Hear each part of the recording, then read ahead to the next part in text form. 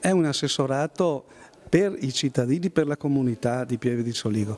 Oggi abbiamo un problema di credibilità in Consiglio Comunale, girano dati che non sono corretti, che sono inesatti. Allora questo assessorato si impegnerà insieme alle minoranze a rivedere i documenti, a rivedere tutte quelle che sono le situazioni per riportare la correttezza, la credibilità, per ridare credibilità e dignità all'istituzione Consiglio Comunale che riteniamo sia andata in crisi, come sono andate in crisi tantissime altre istituzioni quando passano messaggi che non sono corretti, che non sono credibili. E questi messaggi quali sono stati e da chi sono venuti? Guardi, abbiamo un esempio che è straordinario, che riguarda i contributi che il Comune dà agli asili.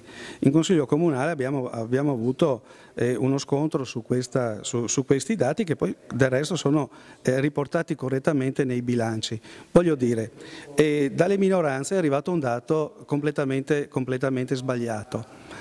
Ha creato una situazione di estrema confusione all'interno della nostra comunità. Pensate solo al povero Don Giuseppe che in buona fede ha preso per buone le informazioni date dalla minoranza e le ha pubblicate in un volantino.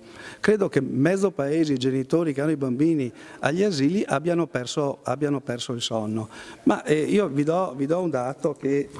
Ecco, che può, sì, abbiamo i dati dal 2009, però diamo un dato che è particolarmente significativo. Nel 2012 l'amministrazione precedente, quindi in questo Consiglio Comunale ci sono consiglieri di minoranza che facevano parte della maggioranza di allora, ecco, hanno dato 33.000 euro agli asili in un anno.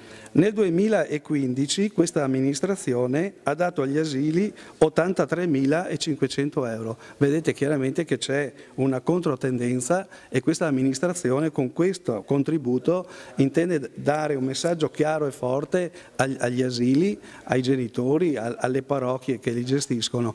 Siete una cosa straordinariamente importante per la nostra comunità.